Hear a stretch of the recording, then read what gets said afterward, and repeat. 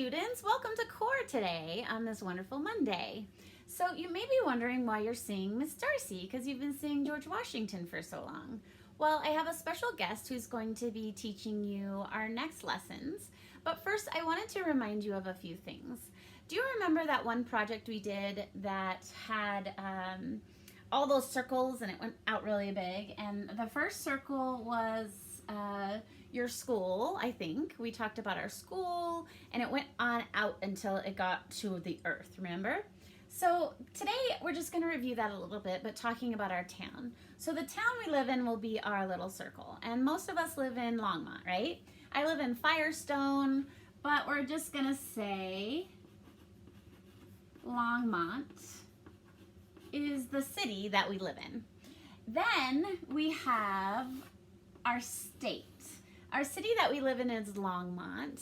Longmont is in the state of Colorado. And then Colorado is a state that is in what?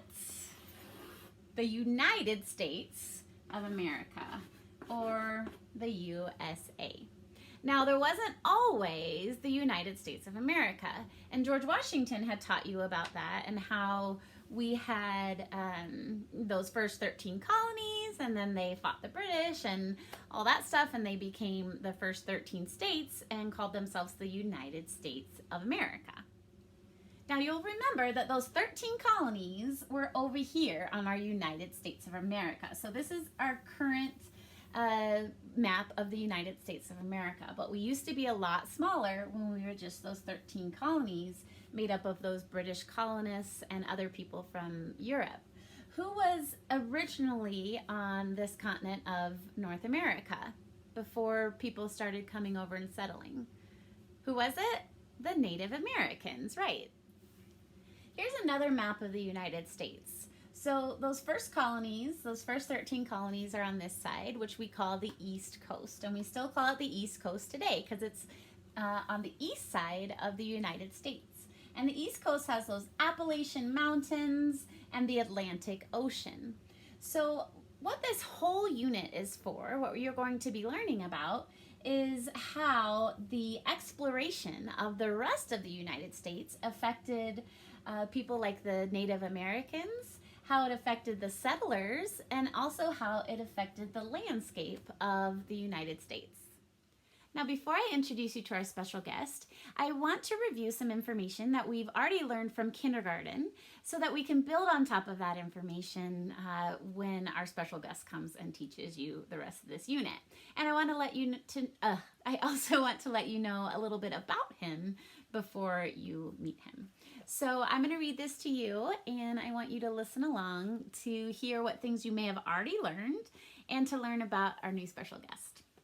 Today, people from all over the world live together in communities from one end of the North American continent to the other, from the Atlantic Ocean in the east to the Pacific Ocean in the west, and everywhere in between. This map of North America shows the United States in green.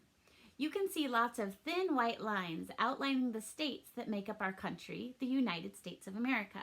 However, hundreds of years ago, the map of the United States was much smaller than it is today. Here's Colorado. Long, long ago, the only people who lived on the continent of North America were people known as Native Americans. Native Americans have lived in North America for thousands of years. Native Americans lived in both seasonal and permanent villages. They used great knowledge of the land and its resources to create a great number of villages and cultures. At the same time, far away on the other side of the ocean, many other people had their own towns and villages. These people lived on the continent of Europe and were known as Europeans. About 600 years ago, Europeans began to leave their lands and sail to other parts of the world seeking spices, gold, and other riches. Some of these explorers arrived in North America.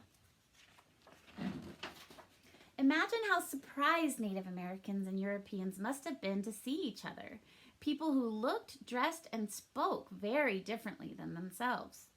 The early explorers who came to North America were mostly interested in finding goods and riches that they could take back to Europe to sell.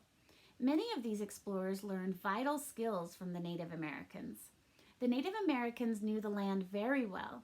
They taught the Europeans many skills, including hunting, fishing, gathering, and farming.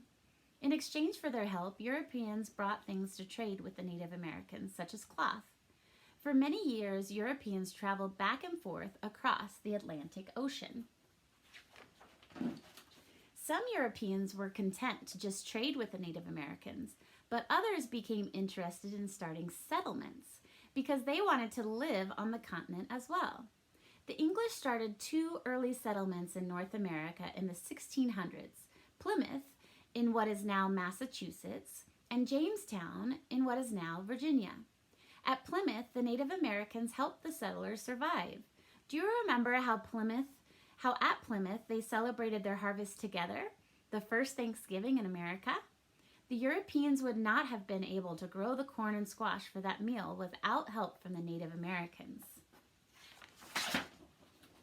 As time passed, more and more Europeans arrived to start settlements in North America, even though Native Americans had already been living in their own communities on that same land. Fights over the land began to erupt, as each group refused to share the land. The settlers claimed most of the land on the east coast of North America, land where the Native Americans had lived for many years. The British formed colonies or settlements ruled by faraway Great Britain, from Massachusetts all the way to Georgia. Eventually, some of the more adventuresome settlers wanted to explore land to the west of them. One of these people was a young man by the name of Daniel Boone. Daniel Boone was born in 1734 near the town of Reading, Pennsylvania. His father and mother owned a farm. Daniel and his brothers and sisters all helped their parents plow the fields on the farm. But Daniel was never content in the open fields. He was curious about life in the woods around their farm and spent as much time as possible creating paths through the wet forest. He made friends with young Native American boys who lived in the wooded areas. They taught Daniel how to move silently through the forest and how to trap wild animals and catch fish in the streams. Daniel learned how to use a knife and tomahawk at an early age. His father, seeing how interested Daniel was in hunting, taught Daniel how to use a special type of gun called a rifle. One day, while helping his father plow the fields, Daniel asked if he could be allowed to help out the family in another way. "Father," he said, "since you taught me to shoot a rifle, I have practiced and practiced until I am the best shot for miles around. Let me hunt for food for our family." Daniel's father agreed, and soon the Boones were feasting on wild turkey and deer. In 1750, just before Daniel turned 16, the Boone family moved from Pennsylvania to the Yadkin River Valley of North Carolina, settling at the edge of the frontier. It did not take long for the other settlers in his new home to discover that Daniel was one of the best woodsmen for miles around. Daniel began to explore his new surroundings. His explorations took him deep into the forests. He heard tales of buffalo to the west and wanted to try hunting other animals than the plentiful deer and bear that lived in the woods nearby. But Daniel was unable to go as far west as he wanted to go. Something was stopping him and other settlers from traveling farther west. Can you guess what it was? There were enormous mountains standing in his way. There's those Appalachian Mountains. These mountains are called the Appalachian Mountains, and they stretch for miles from the present-day state of Maine all the way to Georgia. The mountains were heavily wooded, making them difficult to cross. They formed a natural barrier and blocked movement from one side of the mountains to the other. For this reason, few European settlers had left their colonies along the eastern coast of North America to travel west. But Daniel knew that Native Americans had crisscrossed these mountains for years. As he roamed through the densely forested hillsides, his curiosity about lands to the west grew stronger. Daniel began to ask everyone he met if they knew of a way to cross the mountains. All right. Have you guessed yet who our special guest might be and who's going to continue teaching you our unit? Could it be Daniel Boone? Yes, it is. It's Daniel Boone. So I want to introduce you to him now. You'll be learning more and more about Daniel Boone. But for today, he is going to do a craft and a little writing with you about himself so that you can get to know Mr. Daniel Boone. And without further ado, I would like to introduce you to Daniel Boone. Hello, folks. My name's Daniel Boone, and it is so nice to meet you. And I'm so excited to get to spend the next couple weeks teaching you about the exploration of this wonderful country called the United States of America. It wasn't called that back then when I started exploring it, that's for sure. So tell me, where did I want to go? I lived over here, right? I wanted to go, what do we call that? The west. I wanted to go further west. And why did I want to go there? And was I the only one that wanted to go there? No, there were other English settlers that wanted to go there too. Why did I want to go there? To explore, to see what new animals might be over there and see if maybe I want to live over there, right? Why could I not make it over there? Or why could nobody really make it over there? Why haven't we been on that side? Right, these big Appalachian mountains. Repeat after me. Appalachian. Appalachian. Let's put some hand movement with it. Appalachian. Oh, yeah. Appalachian. I like it. Oh, I think Miss Darcy would like that too. Appalachian. The Appalachian Mountains. Very good. Now, I have a couple things for you to do today in your core folder. So I want you to open it up. And you're going to take out those brown pieces of paper, that piece of paper with lines on it, and this piece of paper that says Daniel Boone. This is the one we're going to work on first. So if you take it and you fold it straight down the middle, and then you fold it one more time down the middle, you'll find that you have a little booklet. It's page numbered for you, 1, 2, 3, 4. You can color this and read it with a family member to find out more about myself, Daniel Boone. Now, the next thing you're going to do is you're going to get out that piece of paper. And on here, you're going to write in your wonderful sentences, checking your cops, everything you learned about Daniel Boone today. You can use your little mini reader. Where'd I put it? Here it is. You can use this.